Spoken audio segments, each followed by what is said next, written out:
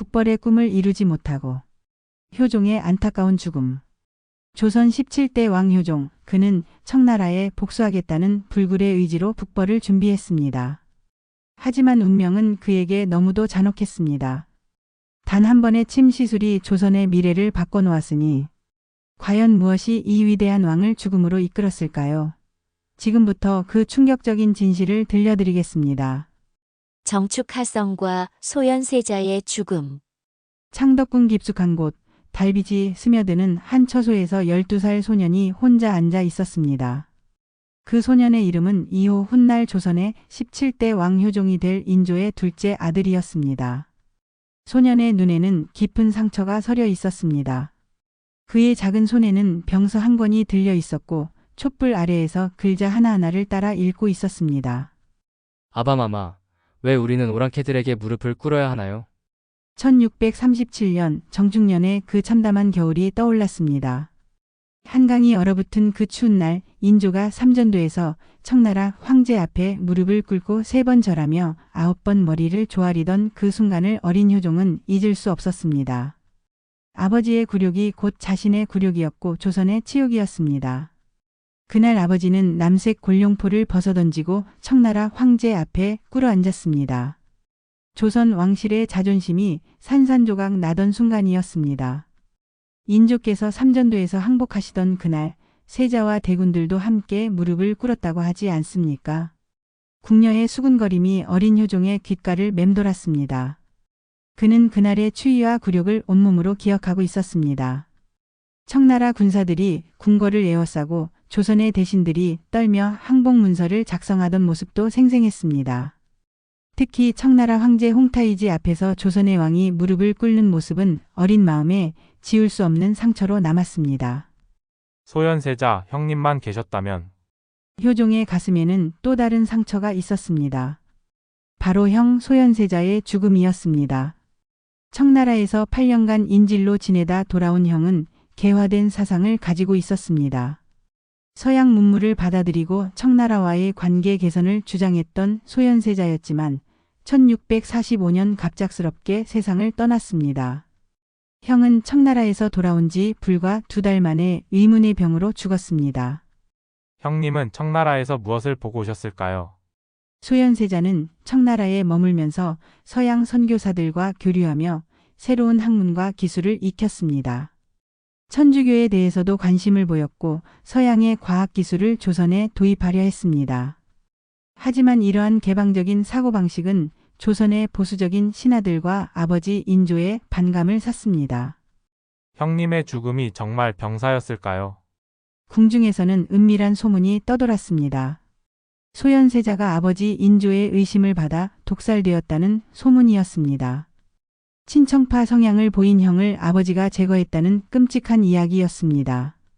어린 효종에게는 진실을 알 수 없는 미스터리였지만 그 의혹만으로도 충분히 고통스러웠습니다. 형의 부인 민회빈 강씨와 세 아들마저 모두 죽임을 당했다는 소문도 있었습니다. 나는 형님과는 다른 길을 가야 한다. 소현세자의 죽음 이후 효종은 뜻하지 않게 왕세자가 되었습니다. 원래 왕이 계승과는 거리가 먼 둘째 아들이었던 그였지만 운명은 그를 조선의 미래로 이끌었습니다. 하지만 그는 형과는 정반대의 길을 택했습니다. 청나라에 대한 복수 북벌이었습니다. 형이 청나라와의 화해를 추구했다면 효종은 복수를 다짐했습니다. 언젠가는 반드시 오랑캐들을 물리치고 대명을 복수하겠다. 어린 효종의 마음속에는 이미 북벌의 씨앗이 심어져 있었습니다. 정축하성의 치욕을 씻고 청나라에 복수하겠다는 의지가 불타오르고 있었습니다. 그는 밤마다 무예를 연마하고 병서를 읽으며 미래를 준비했습니다.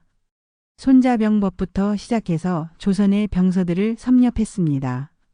활쏘기와 검술 연습도 게을리하지 않았습니다. 대명은 우리의 아버지 나라였습니다.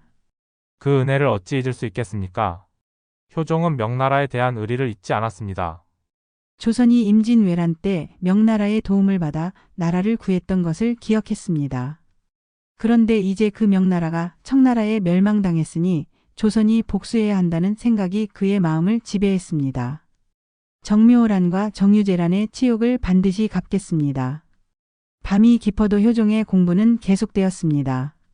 그는 청나라의 군사제도를 연구하고 조선의 약점을 분석했습니다. 어떻게 하면 청나라를 물리칠 수 있을지 끊임없이 고민했습니다. 때로는 지도를 펼쳐놓고 북벌의 진로를 그려보기도 했습니다. 창밖으로 들려오는 야경군의 목소리가 그의 다짐을 더욱 굳게 만들었습니다. 불조심하소, 밤이 깊었나이다. 하지만 효종의 가슴 속에는 복수의 불길이 활활 타오르고 있었습니다. 뜻하지 않은 왕위와 북벌의 다짐. 1649년 5월 8일 인조가 승하하자 23세의 이호가 조선의 17대 왕으로 즉위했습니다. 효종, 그 이름에는 효도하는 종이라는 뜻이 담겨 있었지만 그의 마음속에는 전혀 다른 의미가 새겨져 있었습니다. 즉위식은 엄숙하게 진행되었습니다. 대신들이 줄지어 서서 새로운 왕에게 절을 올렸지만 효종의 마음은 이미 북쪽 땅을 향해 있었습니다. 과인이 이 자리에 오른 것은 하늘의 뜻이다. 반드시 북벌을 이루어 조선의 치욕을 씻겠다. 즉위식이 끝나자마자 효종은 신복들을 불러 모았습니다. 그 중심에는 송시열과 윤유가 있었습니다. 송시열은 기호학파의 거두로서 성리학적 명분론을 중시했고 윤유는 실용적 사고를 가진 인물이었습니다. 두 사람은 모두 효종의 북벌 의지를 지지했지만 그 방법론에서는 차이가 있었습니다. 전하, 북벌을 위해서는 먼저 내실을 다져야 합니다. 송시열의 목소리는 신중했습니다. 군사를 양성하고 국력을 기르는 것이 선행되어야 합니다. 성급한 행동은 오히려 화를 부를 수 있습니다. 송시열은 주자학의 명분론을 바탕으로 북벌을 정당화했습니다. 조선이 명나라의 은혜를 입었으니 그 복수를 해야 한다는 것이었습니다. 하지만 그는 실제 행동보다는 명분을 더 중시했습니다. 하지만 윤유는 좀 더 적극적이었습니다. 전하, 청나라가 아직 중원을 완전히 장악하지 못한 지금이 기회입니다. 명나라 자녀 세력과 연합하여 즉시 행동해야 합니다. 윤유는 현실주의적 관점에서 북벌을 바라보았습니다. 그는 청나라의 약점을 파악하고 조선이 실제로 승리할 수 있는 방법을 모색했습니다. 대륙의 정세를 분석하고 군사 전략을 세우는데 더 관심이 많았습니다. 두 경의 말이 모두 일리가 있다. 하지만 과인의 마음은 이미 정해졌다. 효종은 두 신하의 말을 들으며 깊은 고민에 빠졌습니다. 북벌은 그의 평생 수건이었지만 실제로 실행에 옮기기에는 너무나 많은 어려움이 있었습니다. 조선은 아직 청나라의 속국이었고 매년 막대한 조공을 바쳐야 했습니다. 청나라는 우리를 호시탐탐 감시하고 있다. 조금이라도 의심받으면 또 다시 정축하성의 치욕을 당할 수 있다. 효종은 겉으로는 청나라에 충성하는 척하면서도 비밀리에 군사훈련을 강화했습니다. 어영청과 훈련도감을 중심으로 정예 부대를 양성하기 시작했습니다. 특히 포수들을 대폭 늘리고 새로운 화포 제작에도 힘을 쏟았습니다.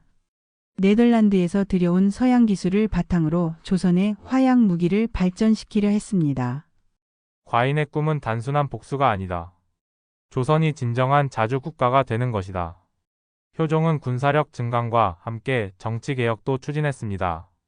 관리들의 부패를 척결하고 민생을 안정시키려 노력했습니다. 북벌을 위해서는 백성들의 지지가 필요했기 때문입니다. 또한 인재 등용에도 힘썼습니다. 문무를 겸비한 인재들을 발탁해서 북벌의 핵심 세력으로 키우려 했습니다. 하지만 현실은 녹록지 않았습니다. 청나라는 조선의 모든 동향을 예의주시하고 있었습니다. 특히 조선이 명나라 자녀 세력과 연결될 가능성을 극도로 경계했습니다. 청나라 사신들이 수시로 조선을 방문해서 동향을 살폈고 조선 내부에도 친청파 세력이 존재했습니다. 전하, 사신들이 또 다시 조공을 재촉하고 있습니다. 신하들의 보고를 들을 때마다 효종의 가슴은 타들어갔습니다. 청나라에 바치는 조공은 단순한 물품이 아니라 조선의 자존심이었습니다. 매년 수많은 금은 보화와 인삼, 그리고 젊은 남녀를 청나라에 바쳐야 했습니다. 특히 공녀로 끌려가는 조선 여인들의 울음소리가 효종의 마음을 아프게 했습니다. 언젠가는 반드시 이 굴욕적인 관계를 끝내겠다. 효종의 북벌 의지는 날이 갈수록 더욱 강해졌습니다. 그는 비밀리에 정보망을 구축하고 청나라의 내부 사정을 파악하려 했습니다. 또한 러시아와 같은 청나라의 적국과의 연합 가능성도 모색했습니다. 심지어 일본과의 연합도 고려해 보았지만 임진왜란의 기억 때문에 쉽지 않았습니다. 하늘이 우리를 돕는다면 반드시 기회가 올 것이다. 효종은 매일 밤 하늘에 기도했습니다. 조선이 청나라의 멍에를 벗어날 수 있게 해달라고 북벌을 성공시켜달라고 간절히 빌었습니다. 그는 자신의 일생을 북벌에 바칠 각오로 있었습니다. 하지만 시간이 흘러도 실질적인 북벌의 기회는 오지 않았습니다. 오히려 청나라의 세력은 더욱 강해져 갔습니다. 강희제가 즉위하면서 청나라는 더욱 안정된 통치 체제를 구축했습니다. 효종은 답답함과 조급함 속에서 10년의 세월을 보냈습니다. 북벌의 꿈은 점점 멀어져만 갔습니다. 과인이 살아있는 동안 반드시 북벌을 이루고야 말겠다. 1659년 여름, 효종은 여전히 북벌의 꿈을 포기하지 않았습니다. 그는 새로운 계획을 세우고 더욱 치밀하게 준비하려 했습니다. 하지만 그에게는 예상하지 못한 시련이 기다리고 있었습니다. 전하 어깨에 종기가 생기셨습니다. 송시열과 윤유의 대립. 1659년 여름 창덕궁 깊숙한 곳에 있는 비밀 회의실에서는 중요한 논의가 벌어지고 있었습니다. 효종이 직접 소집한 이 비밀 회의에는 송시열, 윤유, 그리고 몇몇 핵심 신하들만이 참석했습니다. 촛불이 흔들리는 어둠 속에서 그들의 얼굴에는 긴장감이 역력했습니다. 제신들, 과인이 즉위한 지 벌써 10년이 흘렀다. 이제는 더 이상 미룰 수 없다. 효종의 목소리에는 깊은 결의가 담겨 있었습니다. 그동안 그는 표면적으로는 청나라에 충성하는 척하면서도 은밀하게 북벌을 준비해 왔습니다. 하지만 이제 그 준비가 어느 정도 완성되었다고 판단했습니다. 전하, 군사훈련의 성과가 상당합니다. 윤유가 조심스럽게 보고했습니다. 어영청의 포수들은 이제 백발백중의 실력을 갖추었고 훈련도감의 기병대도 상당한 수준에 올랐습니다. 효종은 지난 10년간 조선의 군사력을 획기적으로 강화시켰습니다. 특히 화포기술에 집중했는데 이는 청나라 기병대에 맞서기 위한 전략이었습니다. 조선의 장인들은 네덜란드 기술을 바탕으로 새로운 화포를 개발했고 그 위력은 상당했습니다. 하지만 전하, 아직 시기상조입니다. 송시열이 신중한 목소리로 말했습니다. 청나라는 여전히 강력하고 우리의 동향을 예의주시하고 있습니다. 조금이라도 의심받으면 대재앙이 일어날 수 있습니다. 송시열의 우려는 타당했습니다. 청나라는 조선 내부에 첩자들을 심어놓고 있었고 조선의 모든 움직임을 감시하고 있었습니다. 특히 조선이 명나라 자녀 세력과 연결될 가능성을 극도로 경계했습니다. 그렇다면 언제까지 기다려야 한다는 말인가? 효종의 목소리에 조급함이 섞였습니다. 과인이 늙어 죽을 때까지 기다려야 한다는 말인가? 효종은 33세였지만 이미 10년간 왕위에 있으면서 많은 스트레스를 받아왔습니다. 북벌에 대한 강박적 집착은 그의 정신과 육체를 서서히 갉아먹고 있었습니다. 전하, 신에게는 한 가지 제안이 있습니다. 윤유가 조심스럽게 입을 열었습니다. 러시아와의 연합을 더욱 구체화하는 것은 어떻겠습니까? 러시아는 지금 청나라와 국경 분쟁을 벌이고 있습니다. 이때 러시아는 시베리아를 통해 동진하면서 청나라와 충돌하고 있었습니다. 효종은 이러한 상황을 북벌의 기회로 보았습니다. 러시아가 청나라의 서쪽에서 압박하면 조선이 동쪽에서 공격할 수 있다는 계산이었습니다. 그것도 쉽지 않다. 송시열이 반박했습니다. 러시아까지 가는 길이 험난하고 언어도 통하지 않는다. 게다가 그들이 우리를 도와줄 이유도 명확하지 않다. 하지만 적의 적은 친구라는 말이 있지 않습니까? 윤유가 고집했습니다. 우리가 청나라의 배후를 친다면 러시아에게도 도움이 될 것입니다. 효종은 두 신하의 논쟁을 들으며 깊은 고민에 빠졌습니다.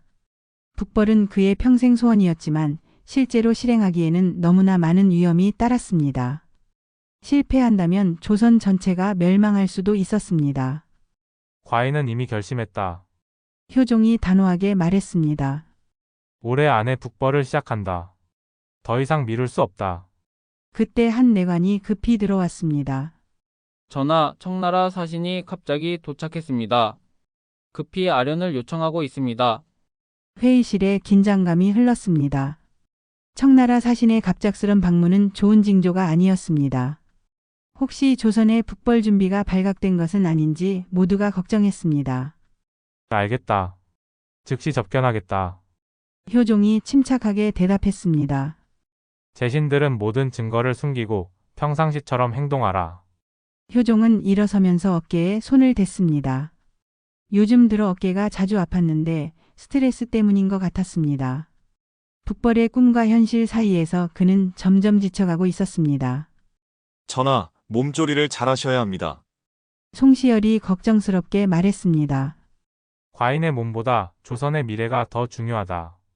효종이 쓸쓸하게 웃으며 회의실을 나섰습니다. 그가 나간 후 신하들은 서로 걱정스러운 눈빛을 주고받았습니다. 어깨에 생긴 작은 종기. 1659년 8월 무더위가 절정에 달한 어느 날 아침, 효종은 평소와 같이 일찍 일어나 조정 업무를 시작했습니다. 하지만 어깨 부분에 이상한 느낌이 들었습니다. 며칠 전부터 느끼던 불편함이 점점 심해지고 있었습니다. 전하, 안색이 좋지 않으신 것 같습니다. 측근 내관이 걱정스럽게 말했지만 효종은 대수롭지 않게 생각했습니다. 요즘 북벌 계획으로 인한 스트레스와 연일 이어지는 업무 때문에 몸이 피곤한 것이라고 여겼습니다. 괜찮다. 조금 피곤할 뿐이다. 하지만 그날 오후 옷을 갈아입던 중 효종은 오른쪽 어깨 뒤쪽에 작은 혹 같은 것이 만져지는 것을 발견했습니다. 처음에는 단순한 피로나 담이라고 생각했지만 시간이 지날수록 그 부위가 붓고 아파오기 시작했습니다. 내관 어의를 불러라. 조선 최고의 의원들이 궁궐로 급히 불려왔습니다. 그들은 효종의 어깨를 자세히 살펴본 후 조심스럽게 진단을 내렸습니다. 전하, 종기가 생기신 것 같습니다. 열독이 쌓여서 생긴 것으로 보입니다. 종기는 조선시대의 흔한 질병 중 하나였습니다. 특히 무더운 여름철에 자주 발생했고 대부분은 적절한 치료를 받으면 완치될 수 있었습니다. 의원들은 별로 심각하게 생각하지 않았습니다. 그렇다면 어떻게 치료해야 하는가? 우선 한약으로 열독을 빼내고 필요하다면 침으로 고름을 제거해야 합니다. 어이가 정중하게 대답했습니다. 효종은 치료를 받기 시작했습니다. 하지만 북벌 계획에 대한 걱정으로 마음이 편치 않았습니다. 청나라 사신들이 자주 방문하고 있었고 조선 내부의 친청파들도 움직임을 보이고 있었습니다. 전하, 충분한 휴식을 취하셔야 합니다. 어이가 간곡히 권했습니다. 스트레스와 과로가 병을 악화시킬 수 있습니다. 하지만 효종은 쉴 수 없었습니다. 북벌 계획은 이미 상당히 진행되었고 이제 막바지 단계에 와 있었습니다. 러시아와의 연락도 계속 이어져야 했고 군사훈련도 감독해야 했습니다. 과인이 쉴 때가 아니다. 조선의 운명이 걸린 일이다. 며칠이 지나도 종기는 나아지지 않았습니다. 오히려 점점 더 부어오르고 아파졌습니다. 효종의 얼굴에는 고통의 흔적이 역력했습니다. 전하, 이제 침으로 고름을 빼내야 할 것 같습니다. 어이가 조심스럽게 제안했습니다. 침술은 조선시대의 주요 치료법 중 하나였습니다. 특히 종기와 같은 염증성 질환에는 효과적이라고 여겨졌습니다. 하지만 왕의 몸에 침을 놓는 것은 매우 신중한 일이었습니다. 과인을 치료할 침놈을 불러라. 가장 실력이 좋은 자로. 궁중에서는 최고의 침놈을 찾기 시작했습니다. 침놈은 침술을 전문으로 하는 의료진으로 조선시대에는 매우 중요한 역할을 했습니다. 하지만 그들의 신분은 낮았고 특히 왕을 치료하는 것은 큰 부담이었습니다. 선택된 침놈은 백길순이라는 인물이었습니다. 그는 오랜 경험을 가진 숙련된 침놈이었지만 왕을 직접 치료해본 경험은 없었습니다. 궁궐에 들어온 그의 손은 떨리고 있었습니다. 전하의 몸에 침을 놓는다는 것이 정말 송구스럽습니다. 백길수는 극도로 긴장한 상태였습니다. 만약 치료 과정에서 실수라도 한다면 그의 목숨은 물론이고 가족들까지 화를 당할 수 있었습니다. 조선시대의 왕의 치료는 그만큼 위험한 일이었습니다. 염려 말고 최선을 다하라. 과인이 믿는다. 효종의 격려에도 불구하고 백길순의 긴장은 가라앉지 않았습니다. 그는 침을 준비하면서 마음속으로 간절히 기도했습니다. 부디 치료가 성공적으로 끝나기를, 왕께서 빨리 회복되기를 빌었습니다. 하지만 운명은 이미 그들 모두에게 시련을 준비하고 있었습니다. 침놈의 침술과 의료사고. 1659년 8월 17일 창덕궁 침전에는 숨막히는 긴장감이 흘렀습니다. 효종이 침상에 엎드려 누워있고 그 주변에는 어이들과 내관들이 조심스럽게 서 있었습니다. 모든 이들의 시선이 떨리는 손으로 침을 준비하고 있는 백길순에게 집중되어 있었습니다. 침놈, 마음을 진정하고 천천히 하라. 어이가 백길순을 격려했지만 그의 손 떨림은 멈추지 않았습니다. 왕의 몸에 침을 놓는다는 것은 그에게 평생 한 번도 경험해보지 못한 일이었습니다. 더욱이 만약 실수라도 한다면 자신의 목숨은 물론이고 가족들까지 화를 당할 수 있었습니다. 전하, 이제 시작하겠습니다. 백길수는 손을 한 번 더 닫고 깊게 숨을 들이쉬었습니다. 효종의 어깨 뒤쪽에 불그스름하게 부어오른 종기가 보였습니다. 고름이 가득 찬 것이 만져질 정도였습니다. 조심스럽게 침의 위치를 정하고 천천히 찔러 넣기 시작했습니다. 효종이 작은 신음을 내뱉었습니다. 침이 종기를 뚫고 들어가면서 묵은 고름이 흘러나오기 시작했습니다. 처음에는 순조롭게 진행되는 것 같았습니다. 고름이 빠지면서 부기도 조금씩 가라앉는 것 같았습니다. 잘하고 있다. 계속하라. 어이의 격려에 백길수는 조금 안심했습니다. 하지만 그때였습니다. 갑자기 종기 깊숙한 곳에서 예상보다 많은 고름이 쏟아져 나오면서 침이 원래 계획했던 것보다 더 깊숙이 들어가 버렸습니다. 이상합니다. 백길순의 얼굴이 창백해졌습니다. 침이 들어간 자리에서 고름과 함께 붉은 피가 석여 나오기 시작한 것입니다. 이것은 단순한 종기 치료에서는 있어서는 안 될 일이었습니다. 무슨 일이냐? 어이가 급히 다가와 상황을 살펴보았습니다.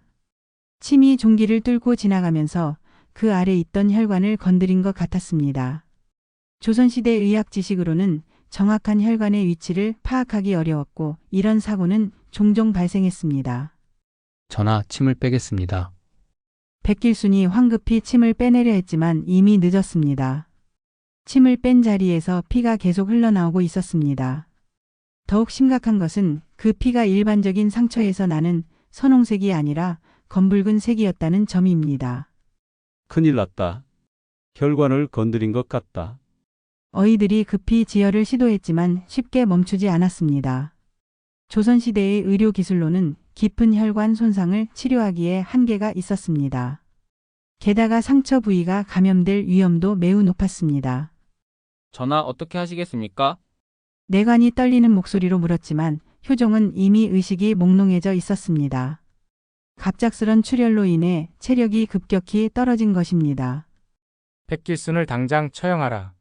한 내관이 분노에 찬 목소리로 외쳤습니다. 하지만 효종이 미약한 목소리로 제지했습니다. 아니다, 고의가 아니었다. 그냥 실수였을 뿐이다. 효종은 죽어가면서도 백길순을 용서했습니다. 그는 침놈이 고의로 자신을 해치려 한 것이 아니라는 것을 알고 있었습니다. 단지 불운한 의료사고였을 뿐이었습니다. 전하, 정신을 차리십시오. 어이들이 온갖 방법을 동원해서 효종을 치료하려 했습니다. 지혈제를 바르고 다른 혈자리에 침을 놓아 기혈순환을 도우려 했습니다. 하지만 모든 노력이 헛수고였습니다. 백길수는 침전 한 구석에서 벌벌 떨고 있었습니다. 그의 한 번의 실수가 조선의 왕을 죽음으로 이끌고 있었습니다. 그는 자신의 가족들과 후손들이 겪을 고통을 생각하며 절망했습니다. 신이 왕을 죽였습니다.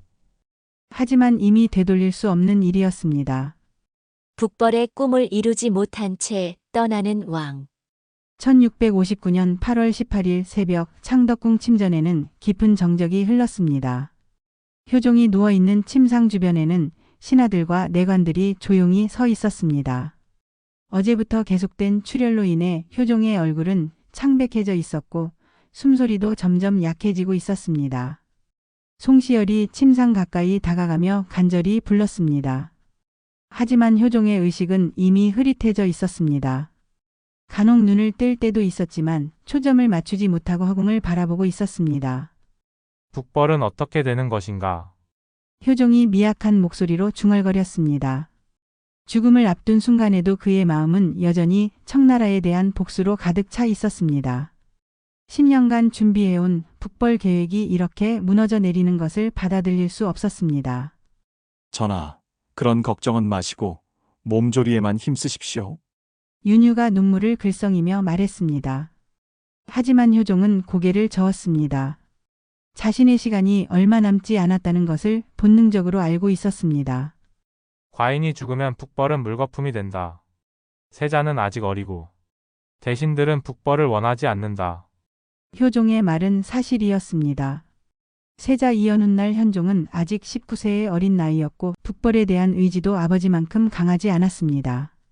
더욱이 조정의 많은 대신들은 북벌보다는 안정을 원했습니다. 전하, 후사를 위해 유언을 남기시는 것이 좋겠습니다. 측근 내관이 조심스럽게 제안했습니다. 효종은 힘겹게 고개를 끄덕였습니다. 비록 북벌의 꿈은 이루지 못하더라도 후대에게 그 의지만큼은 전해주고 싶었습니다. 세자를 불러라. 마지막으로 할 말이 있다. 잠시 후 세자 이연이 눈물을 글썽이며 아버지의 침상 앞에 무릎을 꿇었습니다. 효종은 마지막 힘을 다해 아들을 바라보았습니다. 세자야, 과인의 뜻을 잊지 말거라. 언젠가는 반드시 청나라의 치욕을 씻어야 한다. 아바마마, 그런 말씀 마시고 어서 나으십시오. 하지만 효종은 계속했습니다. 정축하성의 치욕을 잊어서는 안 된다. 조선은 자주 독립국이어야 한다. 이것이 효종이 아들에게 남긴 마지막 유언이었습니다. 북벌에 대한 의지, 자주 독립에 대한 염원이 그의 마지막 메시지였습니다. 송시열, 윤유. 효종이 두 신하를 불렀습니다. 그들은 급히 침상 가까이 다가갔습니다. 제신들은 계속 북벌을 준비하라. 언젠가는 기회가 올 것이다. 하지만 송시열과 윤유는 서로 다른 생각을 하고 있었습니다. 송시열은 명분론적 관점에서 북벌을 지지했지만 실제로는 안정을 더 중요하게 생각했습니다. 반면 윤유는 실질적인 북벌을 원했지만 왕이 없다면 불가능한 일이었습니다. 해가 떠오르면서 효종의 숨소리는 더욱 약해졌습니다. 그의 얼굴에는 평생을 괴롭혔던 한이 서려 있었습니다. 형 소현세자의 의문사, 정축하성의 굴욕, 그리고 이루지 못한 북벌의 꿈까지. 대명을 복수하지 못해 죄송하다. 이것이 효종의 마지막 말이었습니다. 1659년 8월 18일 오전 조선 17대 왕 효종이 33세의 나이로 세상을 떠났습니다. 그의 죽음과 함께 조선의 북벌 계획도 영원히 묻혀버렸습니다. 침전에는 깊은 슬픔이 내려앉았습니다. 신하들은 모두 무릎을 꿇고 통곡했습니다. 하지만 그들의 마음속에는 슬픔과 함께 안도감도 있었습니다. 위험한 북벌 계획이 자연스럽게 중단된 것이기 때문입니다. 백길수는 효종이 죽은 후에도 처형되지 않았습니다. 효종이 죽기 전에 그를 용서했기 때문입니다. 하지만 그는 평생 왕을 죽인 죄책감에 시달리며 살아야 했습니다. 효종의 죽음은 단순한 의료사고였지만 그로 인한 파장은 컸습니다. 북벌의 꿈은 사라졌고 조선은 다시 안정을 추구하는 길로 돌아섰습니다. 하지만 효종의 북벌 의지는 후대에 영향을 미쳤고 훗날 조선 후기 실학자들의 자주의식에도 영향을 주었습니다. 작은 종기치료가 불러온 비극, 한 번의 실수가 바꾼 역사. 효종의 죽음은 조선사의 길이 남을 안타까운 사건으로 기록되었습니다. 효종의 안타까운 죽음 어떻게 보셨나요? 단 한 번의 침 시술이 조선의 운명을 바꿔놓은 충격적인 이야기였습니다. 북벌의 꿈을 품고 10년간 준비했던 왕이 작은 종기 때문에 세상을 떠나다니 정말 운명의 장난이 아닐 수 없습니다. 하지만 효종의 죽음은 또 다른 역사의 시작이었습니다. 바로 1차 예속 논쟁이 그것입니다. 효종이 과연 정통왕인가 아니면 차남으로서 한계가 있는 왕인가를 두고 서인과 남인이 불꽃 튀는 대결을 벌이게 됩니다. 송시열이 이끄는 서인과 허목이 이끄는 남인, 그들의 치열한 논쟁은 단순한 예법 문제가 아니라 왕권과 신권의 대립이었습니다. 과연 누가 승리할까요? 다음 영상에서는 조선 역사상 가장 치열했던 당쟁, 1차 예속 논쟁의 숨겨진 이야기를 들려드리겠습니다. 구독과 좋아요, 알림 설정까지 잊지 마세요.